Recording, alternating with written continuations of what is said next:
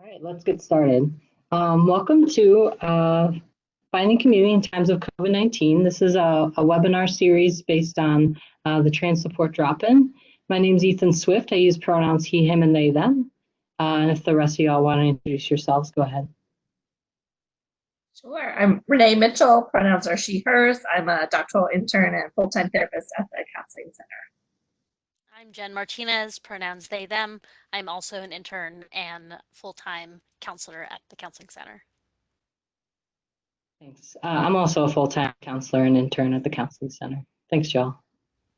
Yeah. So as Ethan mentioned, first that this is part of a series of webinars. So other topics include family and relationships, romantic relationships, social transition, and coming out. And so look out for links on the My UMBC website and the Counseling Center website for those various topics.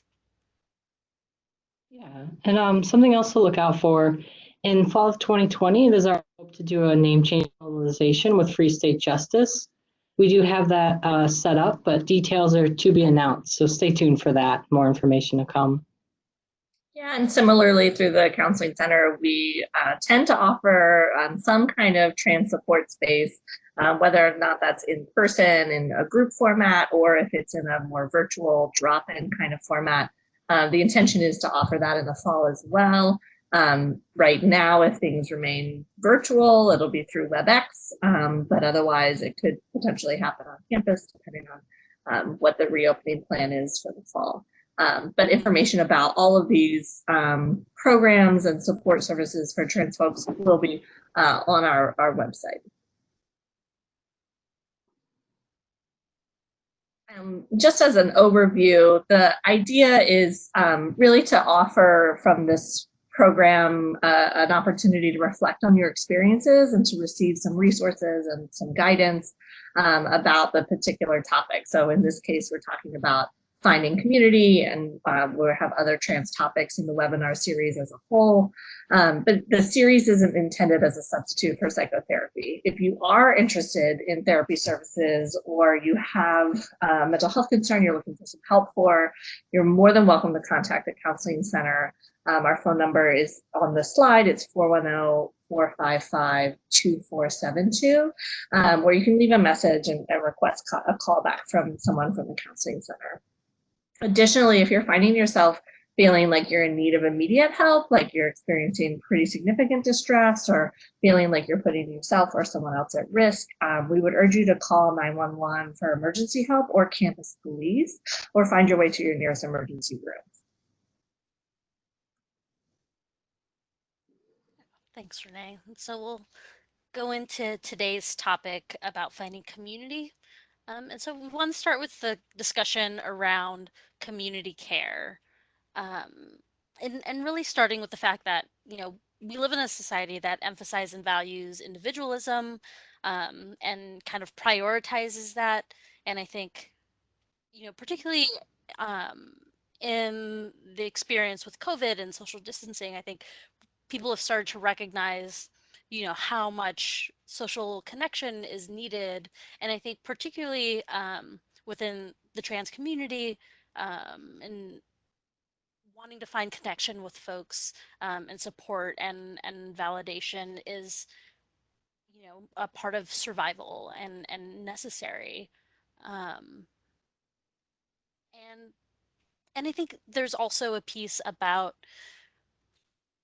some shame or even criticism about wanting to feel connected, desiring being with other folks, particularly around any judgments about, whether you're being needy or dependent. I think, the term codependent seems to be used a lot in the community.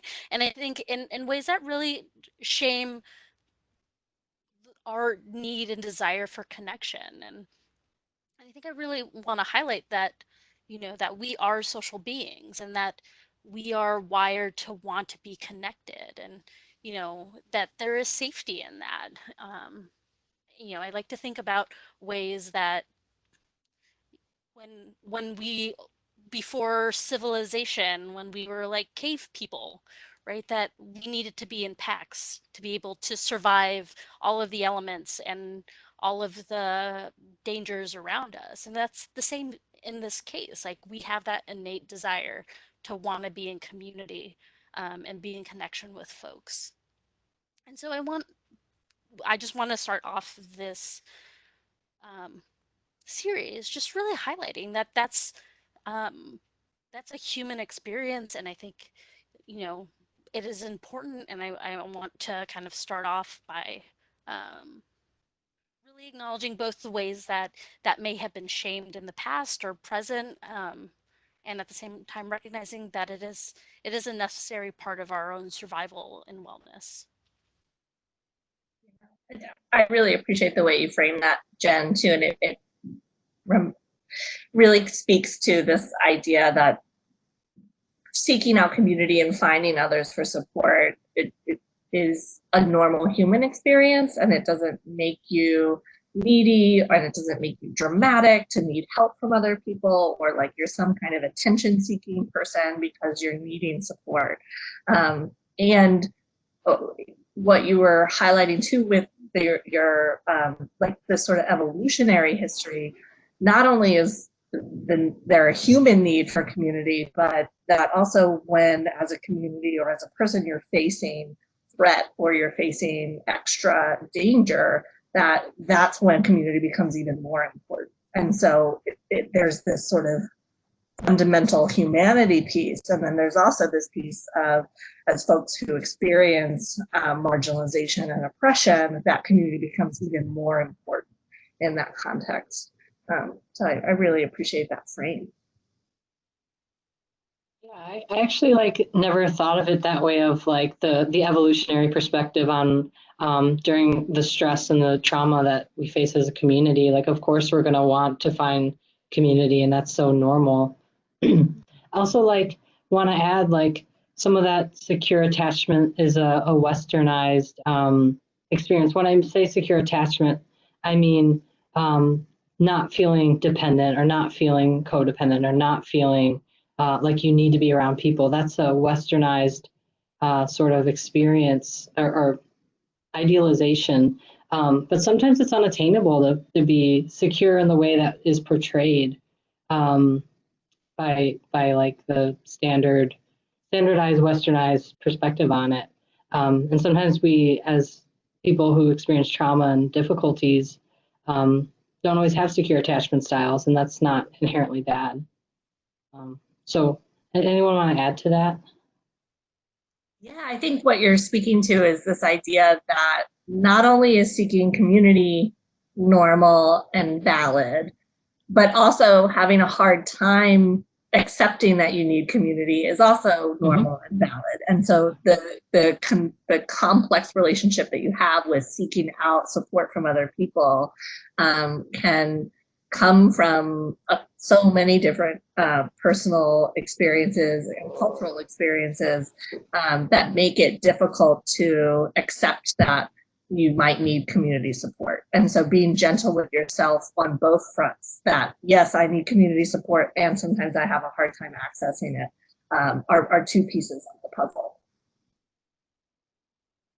Yeah. And I think you may have already said it. I think a piece of what I'm also thinking about is of ways, that a lot of times this secure attachment idea, or concept is rooted in um, the established relationships we've had with our caregivers or our guardians, and I think there's an element based on our identities where that gets disrupted, um, or maybe for some individuals disrupted. And so, you know because of that, it's also not having the shame that not you there may be difficulties in developing secure attachments, um, because of those experiences, and that it doesn't mean that there's something wrong with you or your ability to have this kind of ideal way of relating to folks, but it's you know a product of your experiences, and to recognize that the ways that oppression has impacted us, that it's not about us as an individual doing something wrong, but more of our response to our context.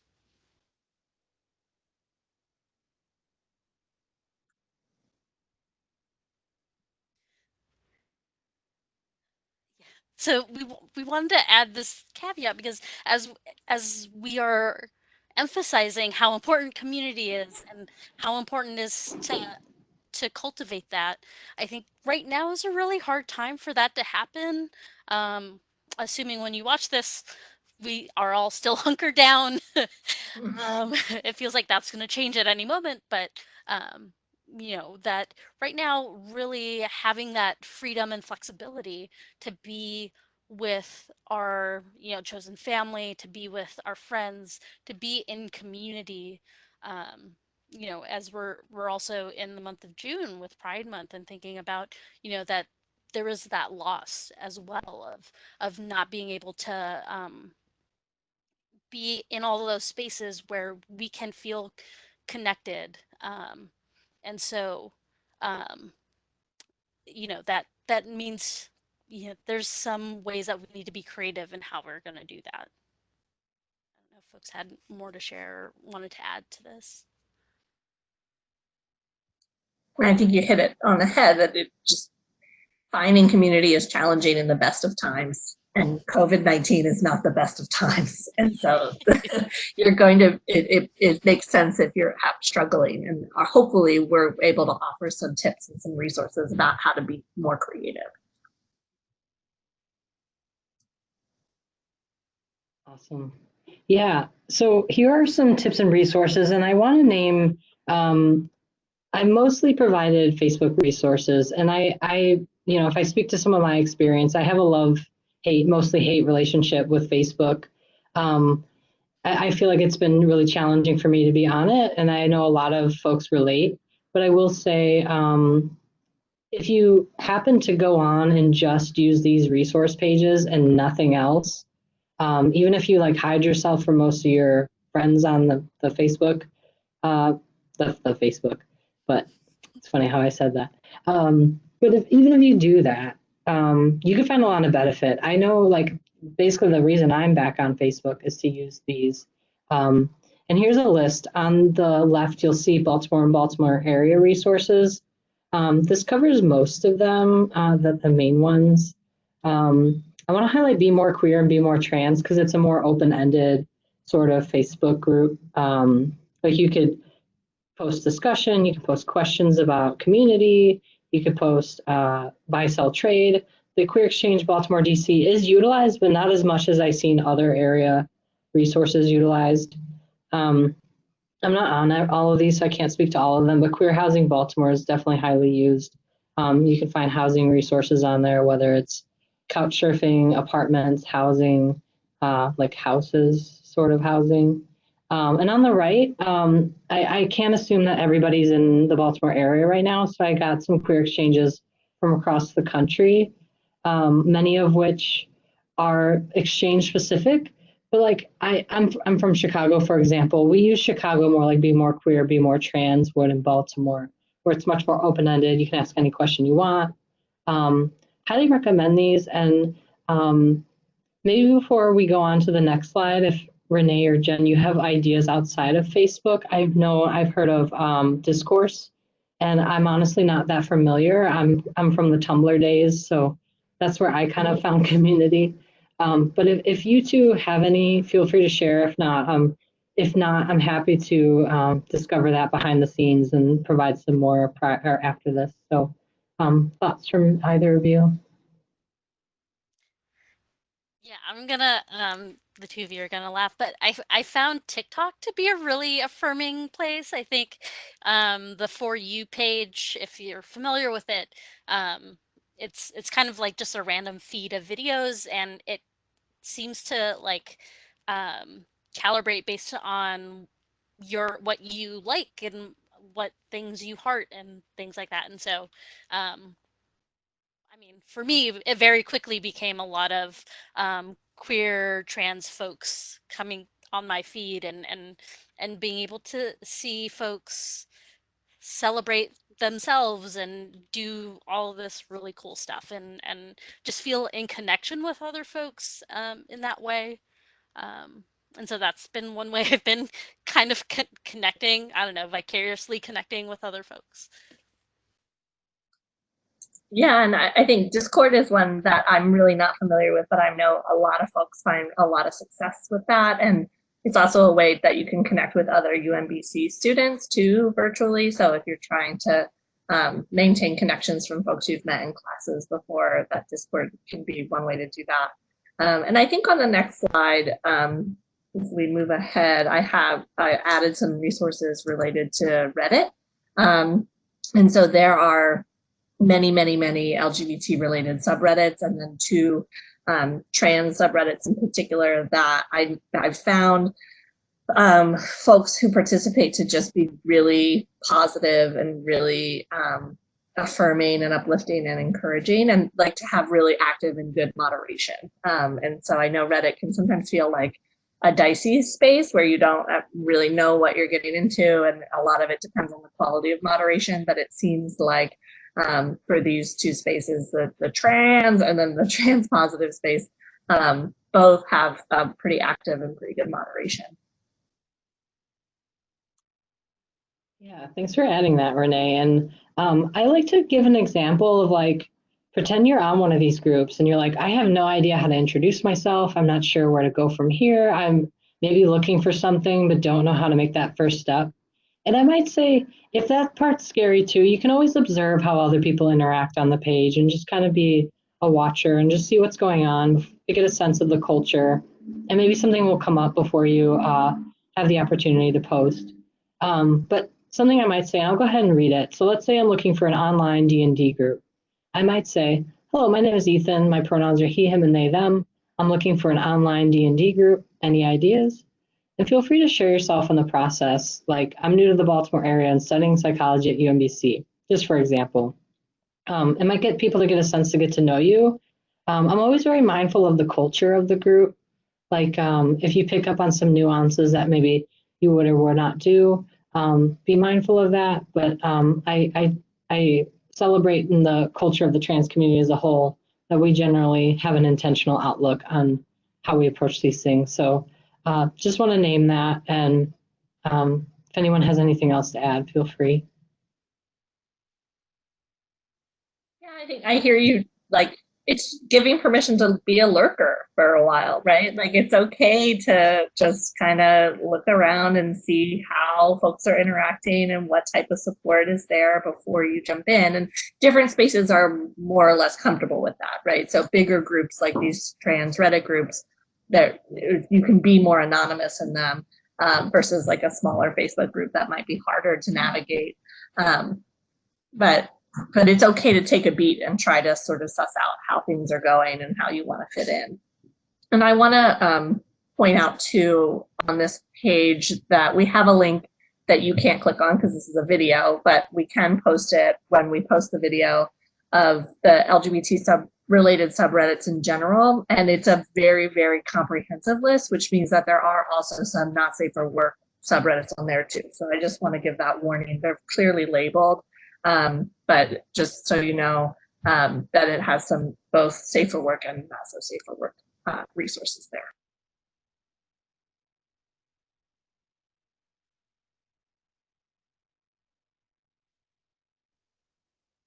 And so what we've been talking about so far has been really about finding and connecting with community that with folks who you might not know. And so seeking out like new communities or new relationships with people. But another creative way of trying to form and maintain connections during something like COVID-19 in particular is also strengthening the current relationships that you have.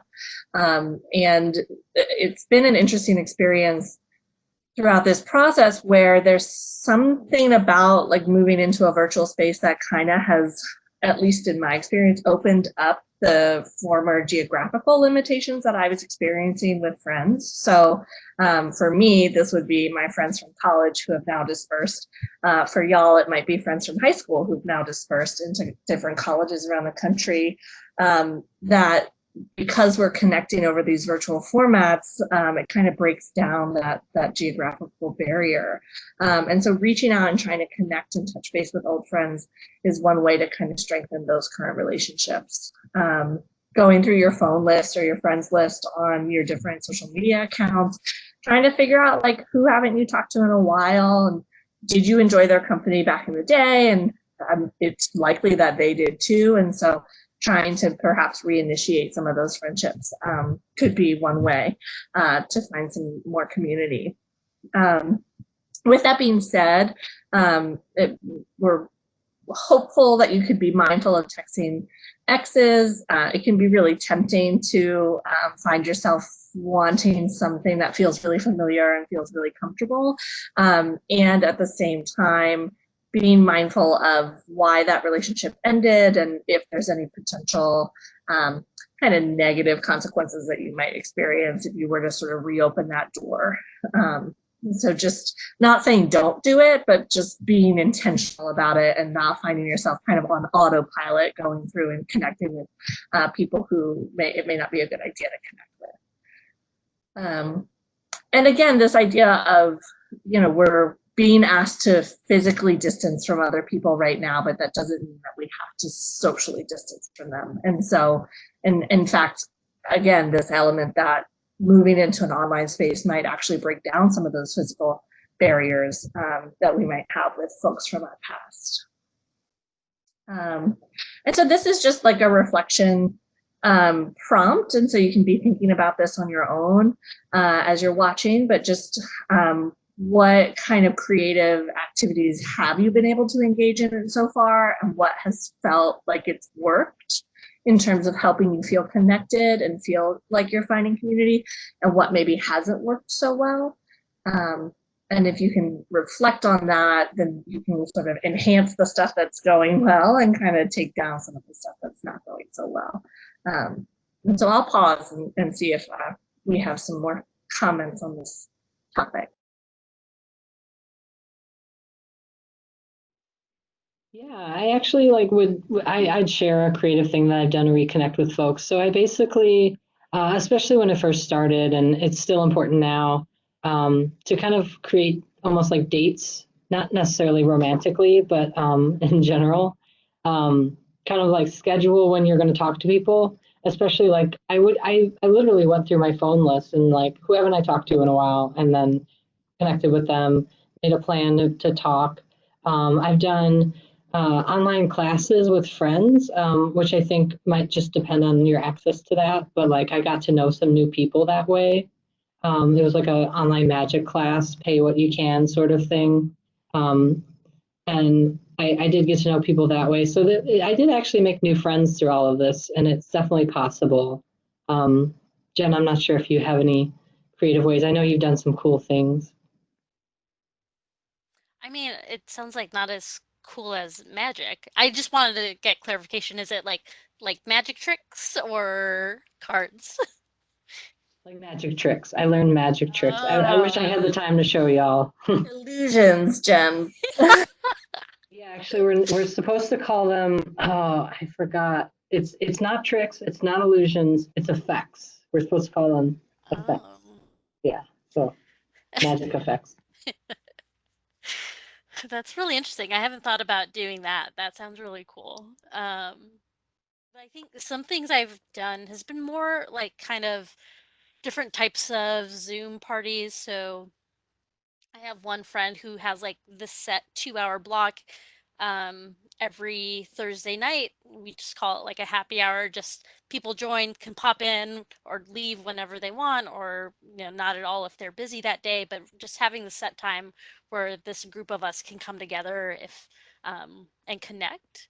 And so it's been nice to have kind of that structured set, like weekly plan. Um, I've had, I have, I set up watch parties for some shows that have been coming back, and so like there are a bunch of different apps that you can use, or like Chrome extensions to sync up like Netflix or HBO, although you should know that HBO Now and HBO Go don't sync up together, so it's one of the complicated things, but there are apps that do sync up some of these streaming services so you can watch it in real time without having to do the countdown with friends to press play.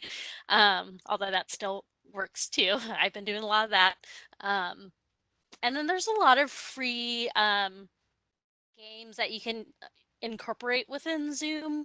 Um, it's not a feature within Zoom, but kind of sharing the screen within a Zoom meeting. And, there's, I'm trying to think of some of the ones that I've played. Oh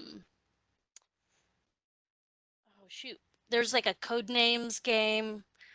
It's not, it's, if folks are familiar with that game, it's called something else online, but it is virtually that same thing, and it's free and it works really well virtually. Ethan, I think you were about to say something. I really enjoyed a scavenger hunt that I played recently with some colleagues. So basically, one person's like the person who says what you have to look for, and whoever finds a pen first is the winner. I'm the winner, and I could say like tea light candle, and I might have to run up and get it. And I got pretty competitive, to be honest. I, knocked everything over in my way and got the tea light, and still lost, but it was fun. Yeah, I think Jen, my friends group has done something similar where we have a standing Sunday night Zoom, and it's like you can participate if you're free, and if not, no worries. But it is like this kind of regular check-in that we found really valuable. And for me, a lot of it comes down to like good old-fashioned texting. Like I'm reaching out to people and I'm talking to them during the day, and I feel more connected when I'm able to do that. And so I think also there's a component of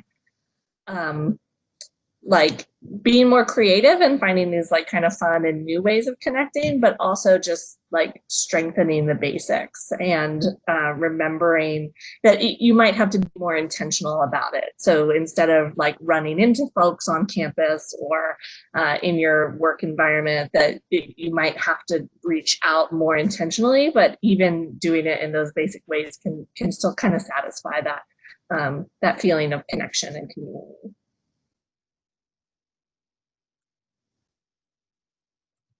So I think that's wraps up what we've had for today. I realized that I just ended the slideshow, my bad. But if you've watched this far, we really appreciate your use of this resource and hope that you found it helpful. And we want to remind you that this is just one of a series, and that we'll have some other videos of the three of us talking about some other topics. I don't know, are there any other final thoughts, Ethan or Jen, that you have that you want to share? I've appreciated this, and I thought we had really good dialogue, so I'm happy I learned from this as well.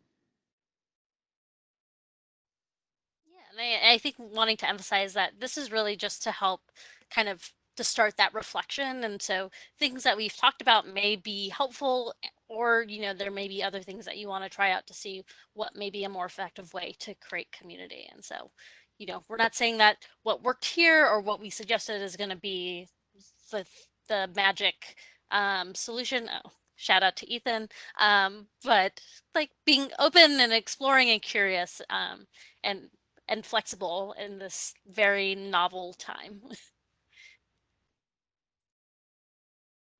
Awesome. Thanks, y'all. Yeah, thank you.